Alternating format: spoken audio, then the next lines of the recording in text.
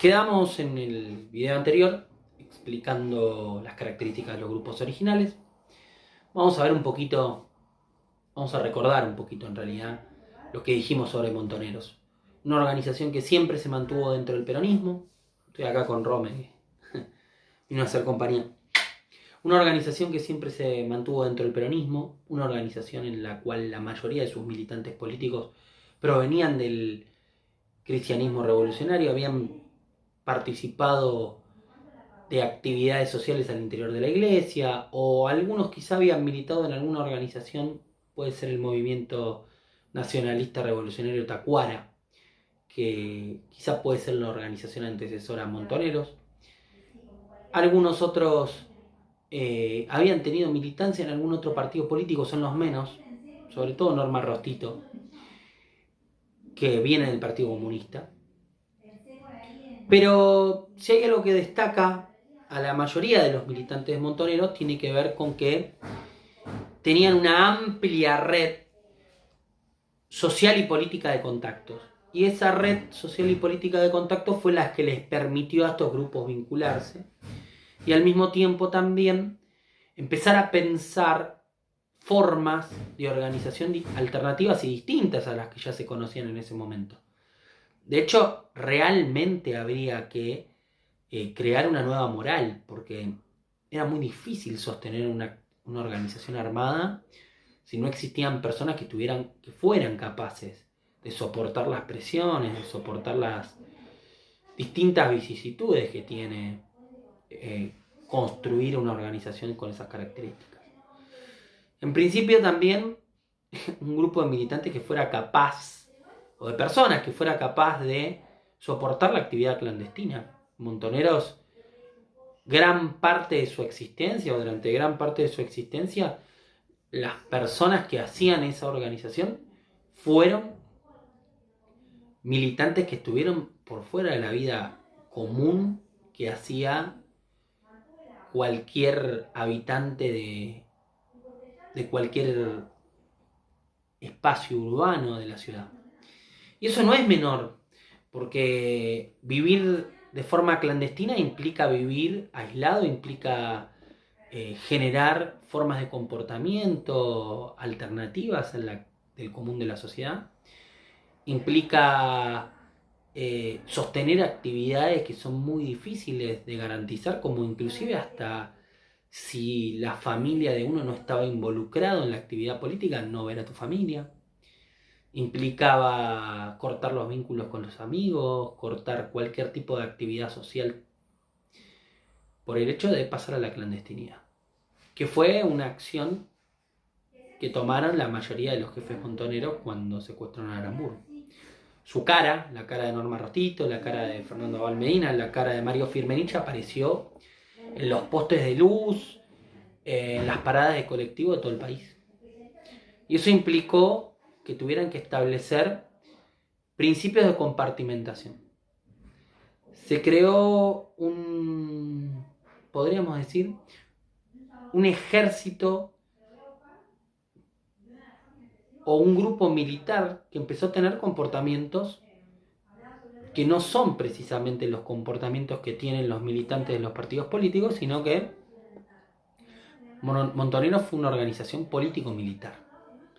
Hacía política, pero también tenía características vinculadas a la acción armada. Y todo formaba parte de la misma organización. Por eso Montoneros tenía una lógica organizativa militarizada. Tratos de jefes, nombres de guerra, muchos militantes en la clandestinidad, y el principio de compartimentación, que es que no todos manejaban la misma información. Los que dirigían la organización manejaban un nivel de información voluminoso, y los que estaban en estamentos menores, depende qué rol tenían, manejaban menos información. De hecho, el principio de compartimentación era lo que garantizaba el éxito de un operativo. El 90% de las personas que participaron del secuestro de Aramburu no sabían que iban a secuestrar a Aramburu. Eso es el principio de compartimentación. Y la moral revolucionaria es formar personas que estén dispuestos a aceptar una práctica cotidiana más cercana a la guerra, más cercana a la posibilidad de construir un ejército y más cercana a la posibilidad de que en algún momento iba a haber un gran enfrentamiento, que al pensar otros métodos de la política más tradicionales, como ganar una elección, por ejemplo. Y eso se vio muy claro en toda la primera etapa de Montoneros, en todas las características que fue desarrollando Montoneros. Sobre todo porque Montoneros después empezó a crecer dentro del peronismo como actor político, pero primero creció como actor militar. Por eso, en 1970, asaltó el Hospital Militar de Córdoba, asaltó el Banco de Santa Fe. Las organizaciones armadas no eran organizaciones que tenían capacidad de financiamiento, sino era a través de generar acciones que permitieran su financiamiento. Por eso Montoneros robó el Banco de Santa Fe y empezó a multiplicar sus riesgos.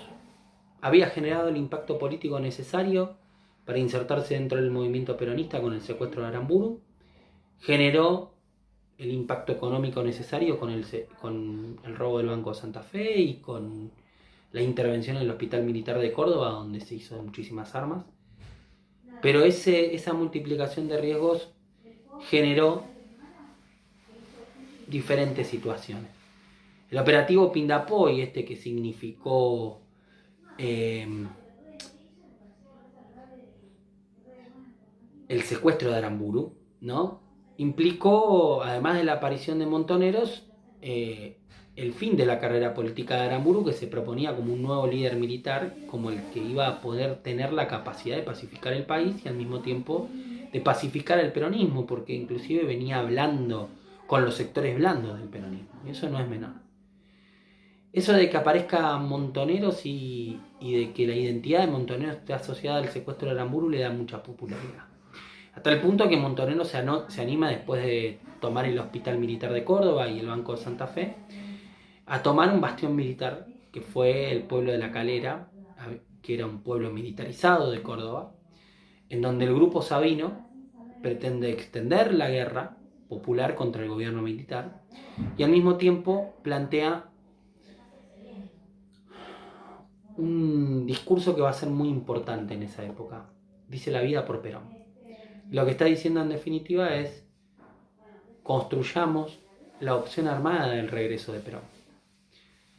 Y eso implica el aumento de la presencia de la organización en todo el país. Ya Montoneros no era una organización solo en Buenos Aires, sino que también tenía ramificaciones. Y al mismo tiempo también la caída de Sabino Navarro, que es el primer militante montonero importante asesinado, inicia la persecución militar sobre el resto de los líderes montoneros. Ya habían sido, yo les dije, la cara de Mario Firmenich, la cara de Norma Rostito y la cara de Fernando Valmedina estaba en quizá todas las paredes de todo el país. Y eso se vio reflejado en un hecho muy trágico para Montoneros, que fue la muerte de Fernando Valmedina, que fue el cerebro de la operación Pindapoy y de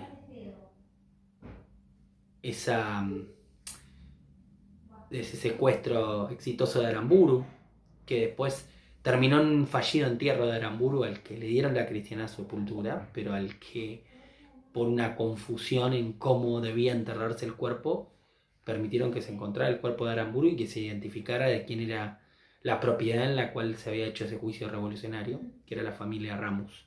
De hecho, Ramos y Valmedina un día estaban comiendo una pizza en una pizzería en William Morris, que hoy pertenece a Burlingame. Y en esa pizzería de William Morris, el pizzero o el dueño de la pizzería se da cuenta que uno de los dos, por más de que estuviera camuflado, era Fernando Valmedina.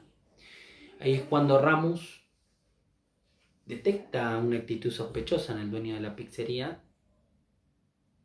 que confirma cuando llega la policía. Se enfrentan a los tiros y ahí muere Fernando Valmedina, que fue el fundador de Montoneros, ¿no? Y el cerebro de la operación Pindapoy, del secuestro de Aramburu. A partir de ese momento, todos los miembros de Montoneros pasan a la clandestinidad y empiezan a tratar de buscar una estrategia para influir dentro del peronismo pero sin poder visibilizar su figura.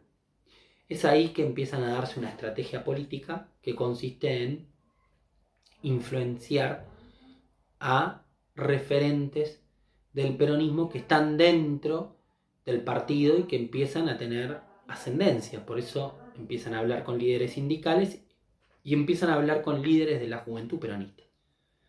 Uno de ellos, por ejemplo, es Rodolfo Galimberti, quien va a ser líder de la juventud peronista e inclusive durante un periodo va a ser enviado personal de Perón en la Argentina. Montoneros termina teniendo una influencia muy importante sobre él, a tal punto que Galimberti se termina convirtiendo en el portavoz de la política de Montoneros. Montoneros empieza a darse una estrategia. Sus principales dirigentes están escondidos, están en la clandestinidad. Eso no les impide desarrollar política. Lo que entienden es que el tiempo militar, el tiempo de las acciones militares, ya a partir del año 1972, deja de ser el hecho central de la organización para empezar a hacer la política dentro del partido peronista, lo necesario para poder crecer. Por eso Montoneros empieza a influenciar a muchos dirigentes políticos del peronismo en la necesidad de conformar una corriente de izquierda peronista, que va a ser en definitiva la que un año después, cuando Cámpora gane las elecciones en 1973, corone su llegada al poder por escasos 3 meses, porque es en ese momento donde el poder real de la Argentina, el bloque liberal agroexportador tradicionalista, se empieza a preocupar por los destinos del país y decide que lo mejor para pacificar la Argentina es el regreso de Perón.